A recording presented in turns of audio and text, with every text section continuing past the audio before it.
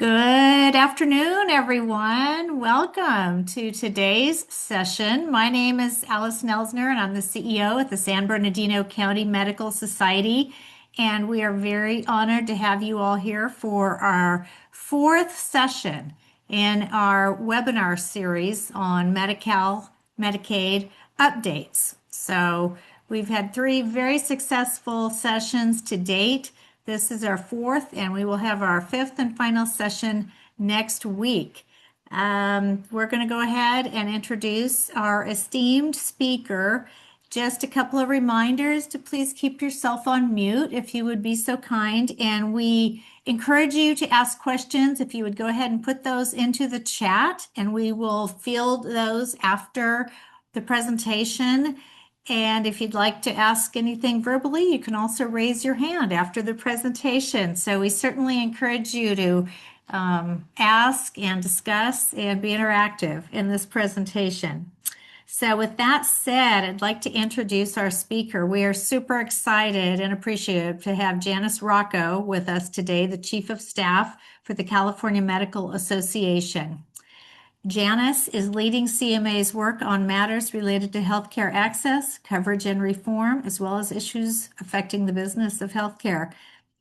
Janice previously served as CMA's Vice President of Healthcare Access and Coverage and as Interim Senior Vice President of Government Relations and Political Operations. Prior to joining CMA, Janice was the principal consultant for the California State Senate's Pandemic Emergency Response Committee. From 2011 to early 2020, Janice was California's Deputy Insurance Commissioner overseeing health policy and reform at the California Department of Insurance. And there she led CDI's successful efforts to implement the Affordable Care Act and was a key leader in developing California's related state healthcare reform laws. Before joining CDI, Janice spent 12 years working for the California State Assembly, first as then Assembly member Hannah Beth Jackson's Chief of Staff from 1999 to 2004, then as Senior Consultant to the Legislative Women's Caucus in 2005, and as Chief of Staff to Assembly member Dave Jones until his term ended in 2010. So with that, Janice, we're going to turn it over to you, and we look forward to hearing all your good and bad news today. Thanks, Allison. We can, start with the PowerPoint presentation, and I'm going to talk about a few different issues today. We can go on to the next slide, and try to highlight some of the fiscal and policy changes that are happening in California. Many of them due to HR 1, and some of them due to the state's fiscal situation, which includes budget deficits in the future. And so we can go to the next slide and the next slide. So just in terms of painting the picture, in terms of Medicaid in California, Medi-Cal, California, like most states, did elect to move forward with expanding eligibility for Medicaid after the passage of the Affordable Care Act. And so we added millions of Californians to coverage.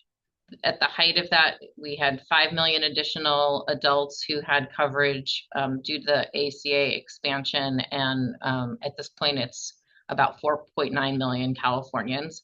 And during the HR 1 debates, there was a lot of discussion about reducing the federal dollars for folks who were in that expansion population. And ultimately, that did not occur.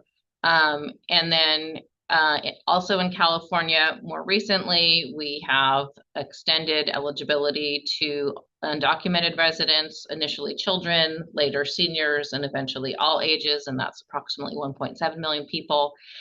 And then we have an asset test to determine whether or not somebody's Medi-Cal eligible, and it was increased, then it was eliminated.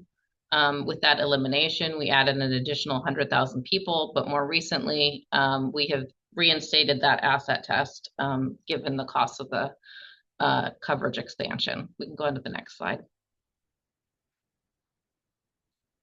So the almost 15 million people in California who are enrolled in the Medi-Cal program While the majority of the funding is federal funding, I mean, it is an incredibly huge program in terms of the cost of coverage for Californians.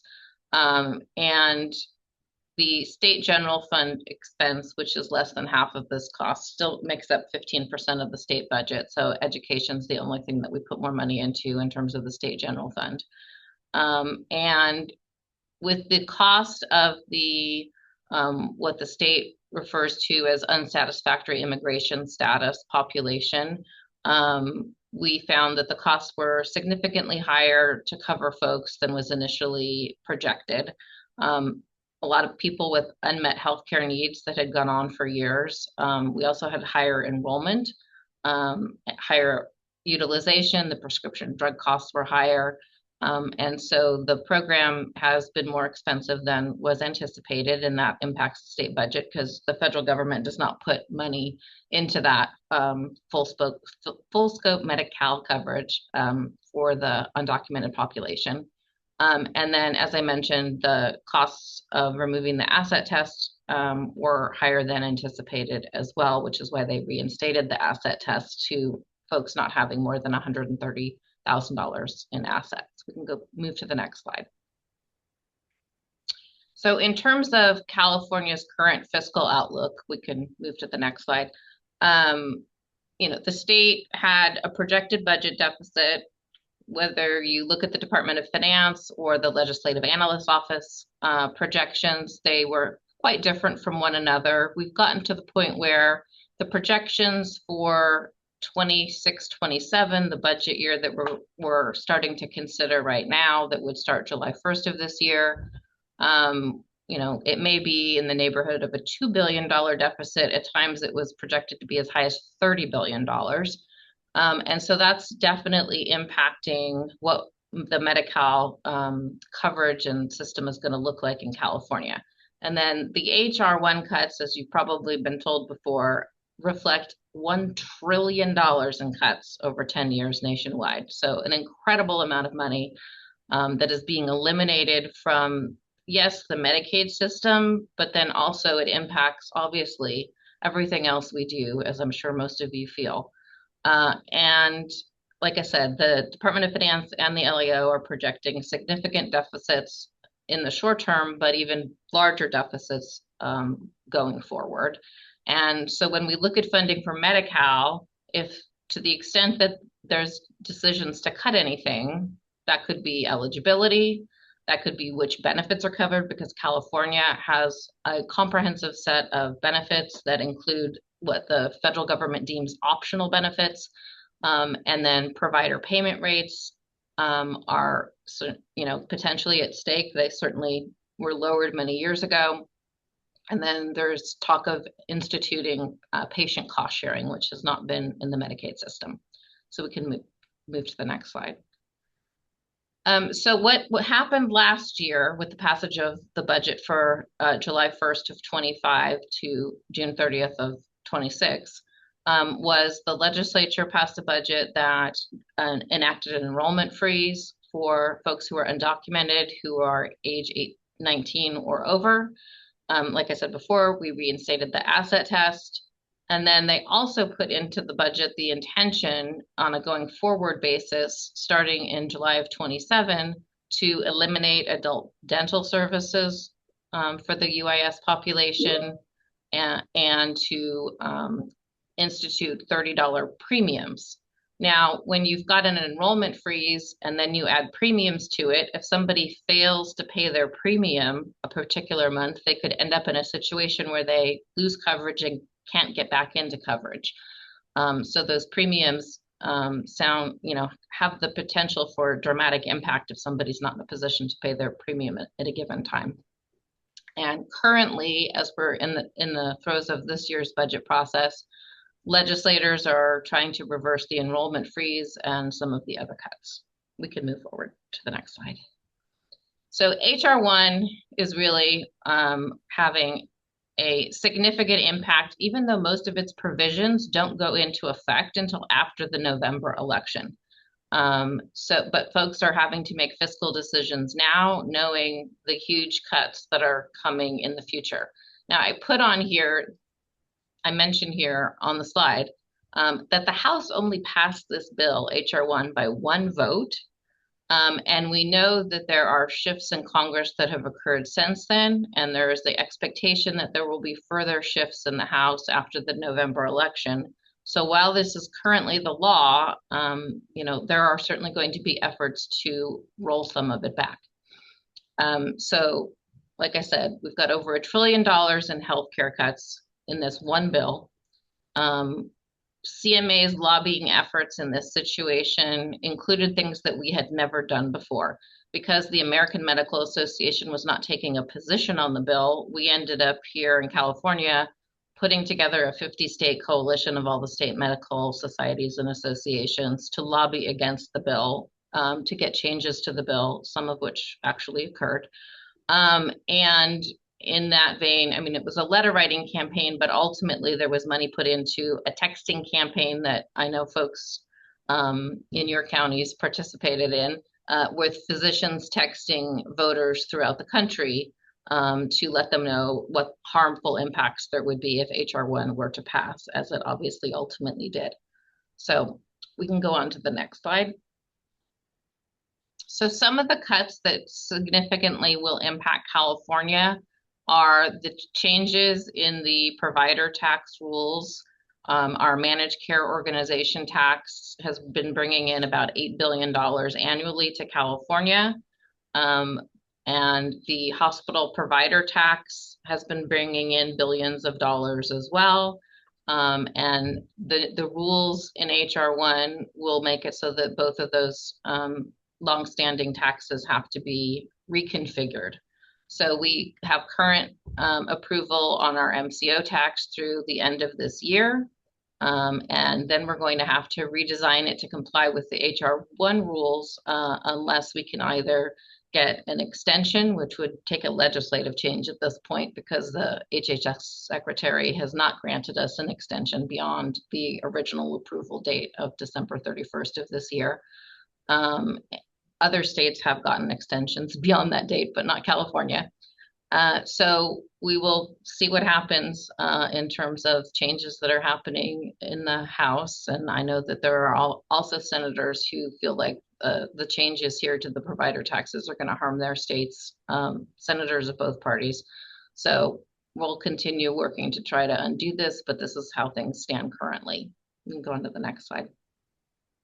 So one of the things in HR 1 is a moratorium on any new provider taxes. So there's no ability to have new or higher taxes to draw down federal funds by raising money at the state level. And so even though under HR 1, our MCO tax will have to be much smaller than it has been historically, I certainly believe we're going to keep it in place because we don't want to run up against the moratorium, and we'll just, wait for the rules to change in terms of things improving in the future. And then the tax rate on revenues will decrease over time as well under HR 1. And then hospitals in states that expanded Medi-Cal won't be able to have the Medi-Cal rates be higher than 100% of Medicare. So that will impact some hospitals in the state as well. So huge cuts coming in the future that have not yet hit us. And obviously it's going to impact everybody's ability to deliver healthcare. We can go on to the next slide. And another thing I do like to mention to make sure folks are aware is that there were caps on student loans that were put into HR 1. That will have a significant impact on who's able to go to college, who's able to go to graduate school, such as medical school.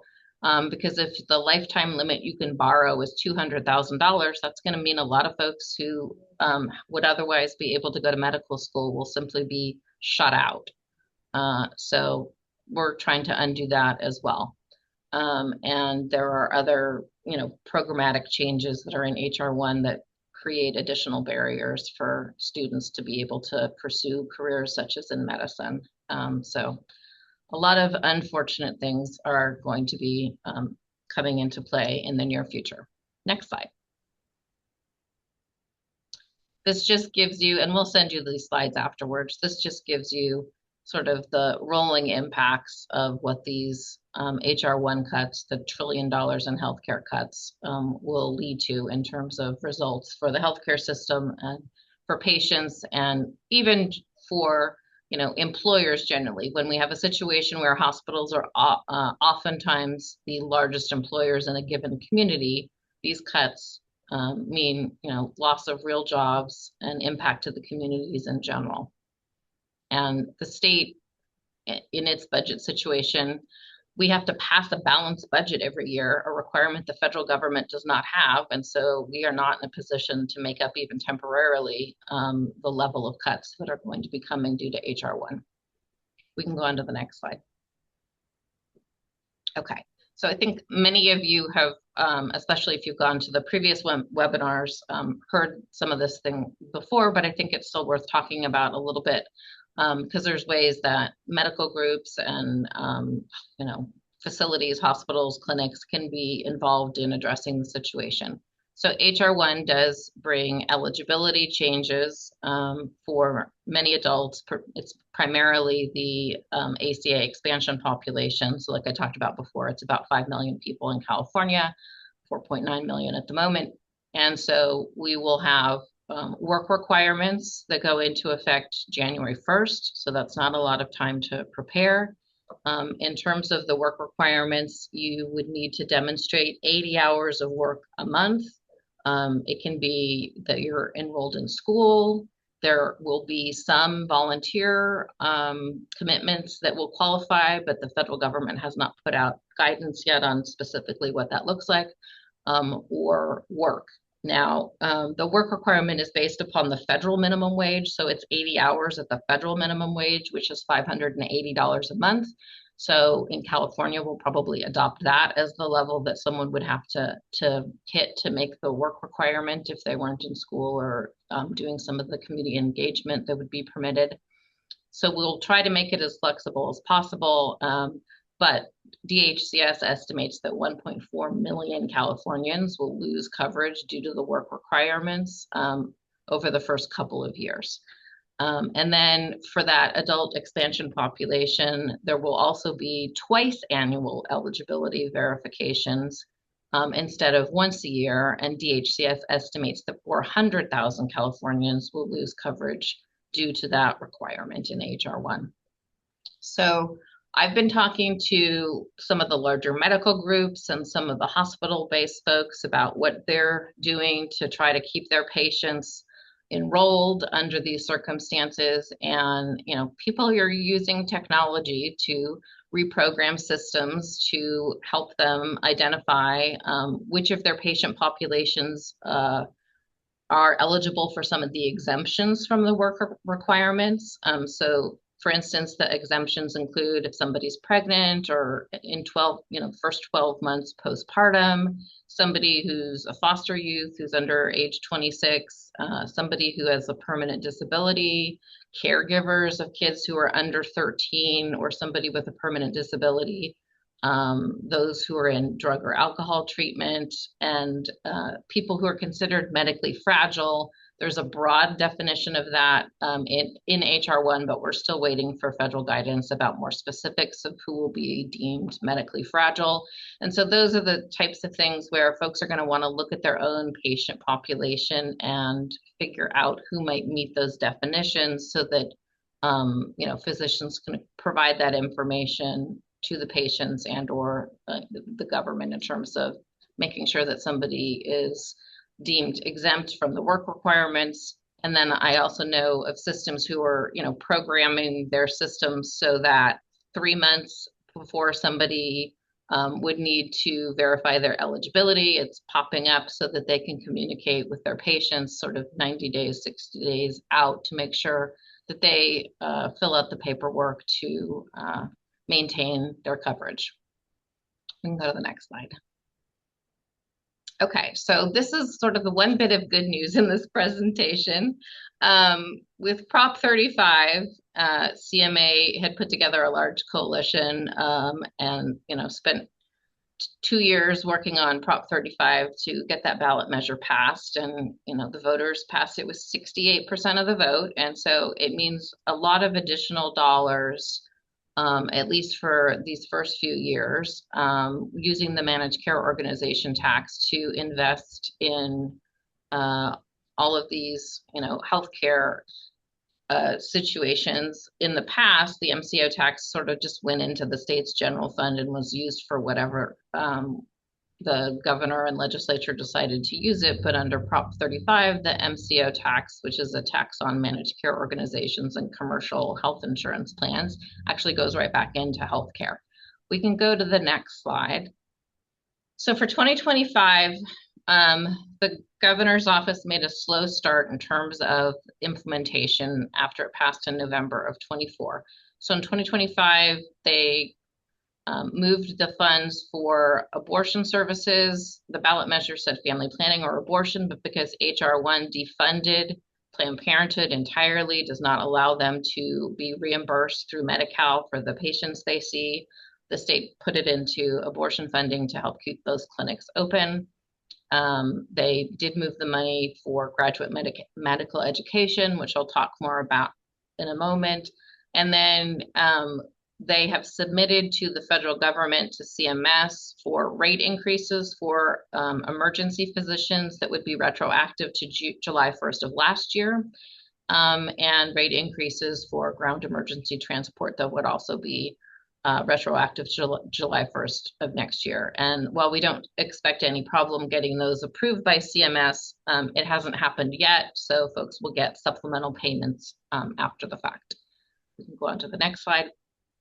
And then for this year, what the governor has agreed to is putting in state plan amendments for primary care rate increases and for specialty care rate increases, again, to be paid through supplemental payments, because these won't go into effect until July 1st of this year.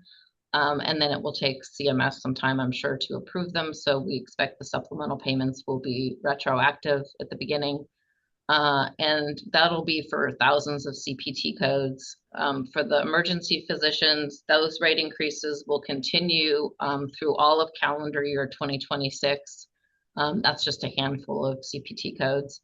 And then the abortion money has already moved this year, and the designated hospital funding is already moving forward as anticipated. And then the other items on here that are highlighted in blue or orange will move forward. I have to say that the three items that are not highlighted that in a color are because the governor's office has not come to an agreement about how that money is being spent that we believe complies with Prop 35. I would argue that money is being spent in the way that the governor sees fit and not necessarily in compliance with the law. So we'll have to see if the hospitals take any particular action related to that. We can move to the next slide. So this is just a summary of what I just said in terms of how that money is going to move. But, one of the key points here is with the primary care and specialty care rate increases, those will get submitted to CMS for approval. And then there should be supplemental payments on a wide swath of CPT codes that will apply to, I'm sure, most of the work that folks do in terms of seeing patients that are enrolled in Medi-Cal. We can go to the next slide. So in terms of the GME funding, I mentioned the $75 million from last year that we were able to utilize. And what the blue here represents is that Prop 35 funding. So the green represents Prop 56 funding that was a different CMA-sponsored ballot measure. Prop 56 is a tobacco tax. So that funding had been used for GME for all of the years shown here. And then we've had a significant increase in 2025. And so we had 200 GME slots that were funded for multiple years through the funding that we got through Prop 35 last year. And then there's another $75 million that's coming this year through Prop 35. We can go on to the next slide.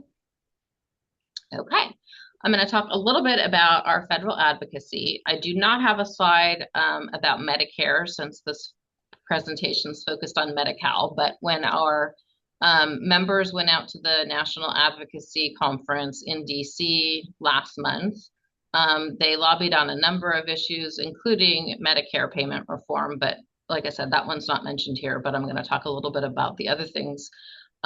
We had 38 meetings with members of Congress and their staff in February in terms of California physicians having those meetings with, both Democrats and Republicans, Nancy Pelosi on down. So we had some successful discussions, but, we're focused on rolling back the HR1 cuts, and there are certainly legislators that are prepared to introduce legislation in that regard, would like language from us about the things that we want changed. So we're already engaged in that work right now, hoping for enough change in either members of Congress or the attitudes of folks who are voting to be able to get some of those things undone, either during the lame duck session or more likely in the next year's term. You can go on to the next slide. We also met with, and this is a photo from last month, we also met with folks to get rid of the H-1B visa fee that's been instituted of $100,000, which is making it more difficult for folks to hire here in California and throughout the country in terms of physicians who would come here from other countries. And like I talked about the loan cap in HR1 earlier, trying to get that reversed. And then California was awarded $200 million in the first year of the Rural Health Transformation Program. So talking about some of those funding opportunities. We'll go on to the next slide. And then CMA does a lot of regulatory advocacy, both at the state and federal level, in terms of recent things that CMA has commented on at the federal level. This lists out some of the regulatory changes that are proposed at the federal level.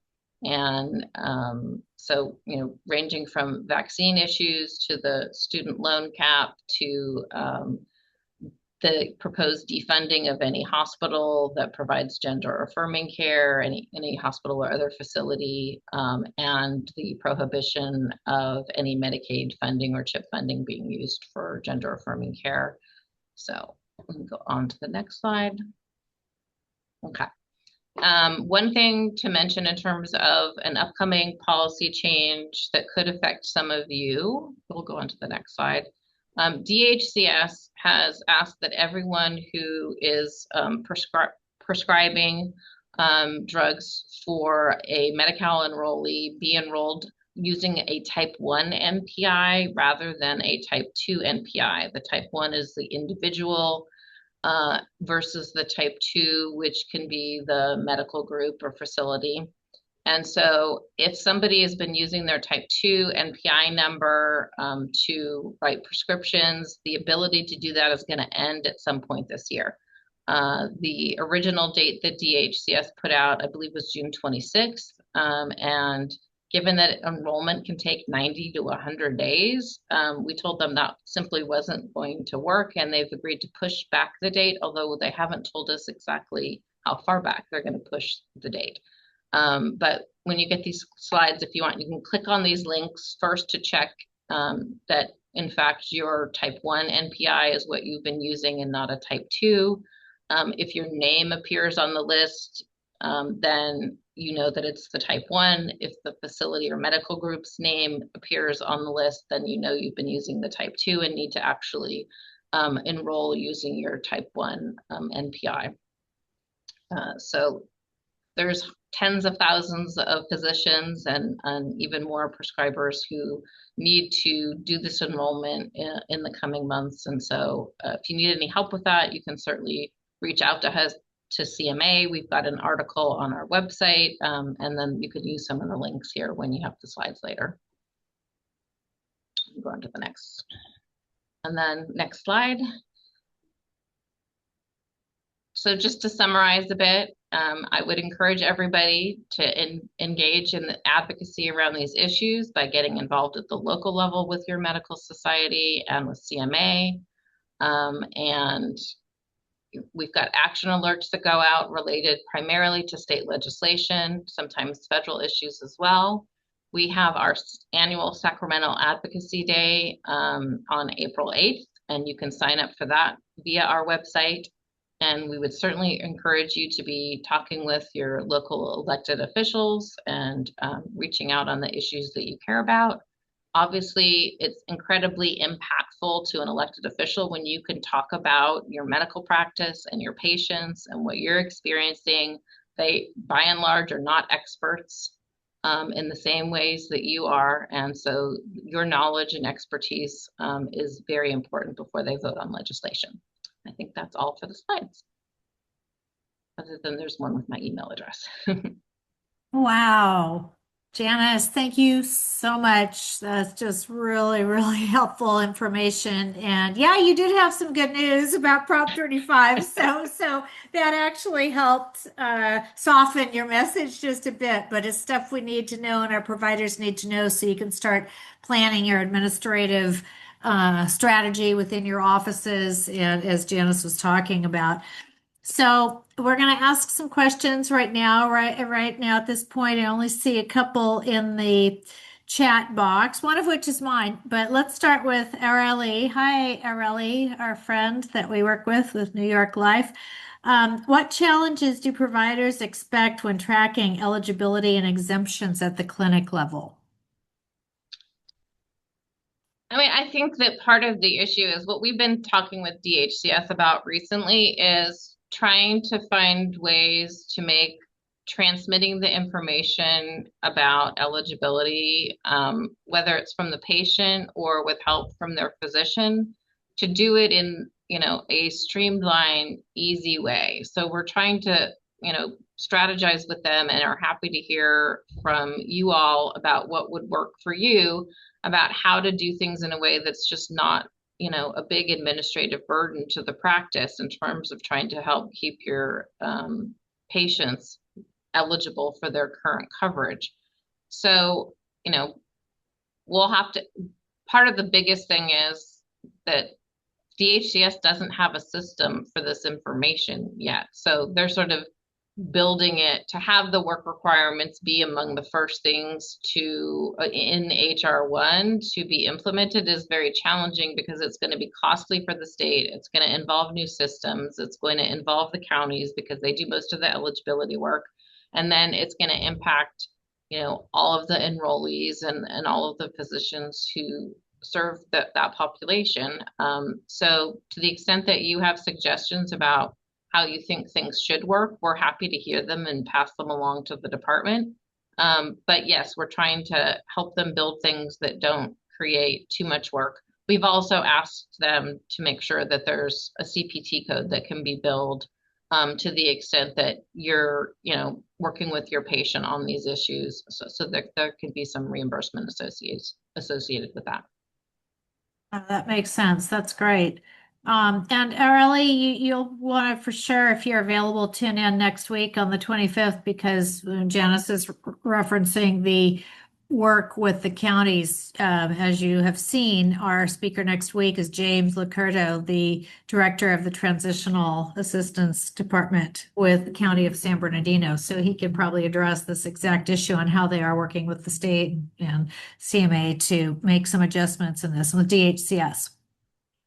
So Janice, my question was, why are they requiring the switch to type 1 NPI for a prescription enrollment? And your colleague, hello, Ms. Carrie Perry Ailstock at CMA, policy expert, did respond, as you can see in the chat, but I'm going to read it for everybody. The information from DHCS has been that it wants to monitor trends in pharmacy utilization data and to identify opportunities for policy improvements and additional utilization management to control, support a safer, more appropriate use of medications. Do you have anything you'd like to add on that, Janice? No, I don't have any additional information. And thanks, Carrie, for putting that in the chat. That's helpful. Yeah, thanks, Carrie. Good to see you. All right, Carrie already sent Aurelia the link. I'm not seeing any other questions. Hey, folks, you want to raise your hand and ask Janice something in person? I guess you've covered everyone's concerns, Janice. I think you really did a lovely comprehensive job there in providing the overview. Thank you. Well, and I'm Well, glad I could share this information, and my email address is here if folks need things in the future. And to the extent that you have things that CMAs, could work on for you, that you need help with, then just let us know. well, we appreciate that. And yeah, you're always welcome to reach out to Janice directly. You're always welcome to reach out to those of us on staff here at SBCMS. You have our website, sbcms.org, and we're just really appreciative of all the advocacy work that takes place by CMA. You guys are really doing the heavy lifting at the federal and state levels. So we truly appreciate it. And all right, well, I'm not seeing It any looks other like we've questions. got, oh, for a moment Oh, there was a hand up, but it went down. oh, is there? Oh, did it go down? Does I somebody did. want? I had my Okay. hand up. Yeah, I just maybe based on your experiences or advice, like how can a smaller practice be prepared for the changes if they don't have like a large administrative support system?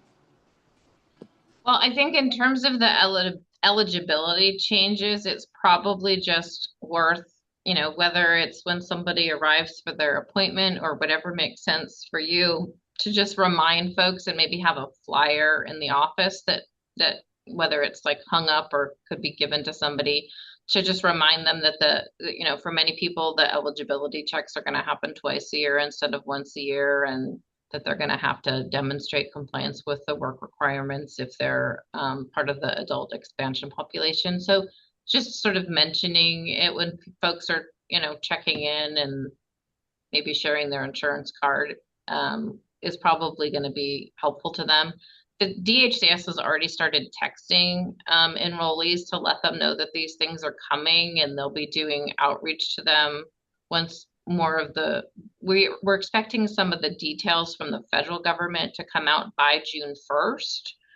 And once we have more details about how they expect things to go and the rules that they're setting, for instance, about like who would meet the definition of medically fragile, then there'll be a lot more education, and we'll certainly be sharing that information with Allison so that it can be shared locally, and certainly it'll be in our website. But as we learn more, we'll share more information to help people in terms of, educating folks about what's coming and how best to make things work in this challenging situation. That help thoroughly. Yes, thank you. Thank you so much. Hey, Janice, before we let everybody go, I have one more quick question. So on you were talking about the MCO tax Mhm. and hospital provider tax uniformity. Do you think there is any hope whatsoever that HHS would extend that? I know it's probably not likely, but do you So have? I don't think HHS will do it, in that they have already put out a list of when they intend to end each state's existing taxes. But since the statute allows the secretary to give everybody 3 years, and since we're hearing from Congress members of both parties and senators that they don't actually want it to play out the way that they voted for, now that they see how it's going to impact, their medical providers and their hospitals, the hope would be that there would be a legislative change either in the lame duck session in December or as soon as the new Congress gets sworn in, and then we'd have to see if the president signed it. Wow, interesting. Okay, so we'll just keep everything crossed until then, Exactly. right? Yeah. All right. Well, thank you again for working on that. All right, everyone. I'm not seeing any other questions. Janice, thank you again so much. We sure appreciate all you do. And everyone, thank you for joining us. Janice has put the information up on the screen here for those of you physicians and clinicians who are able to claim CME for this. Here's your QR code and the information how you can do that. So we thank Loma Linda University for working with us to provide the CME certification for this. All right, everyone, we will see you next Wednesday, March 25th at noon for our fifth and final session in this series. And again, take a look at our other events on our website coming up. Here's a snapshot now that Janice has put up. And thanks again, everyone. Have a great rest of your week. Janice, thank you. Thank you so Thank much. you. Bye-bye. Bye-bye, everyone. Thank you. Bye.